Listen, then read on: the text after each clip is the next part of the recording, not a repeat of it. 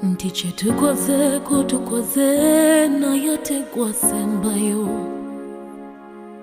Okusalawo kw'Omukama tewaliyo akuddamu. Tujanjabye tufubye naye tegwasembayo. Obusawo bw'ogwe Mukama tewali yabuvuganya.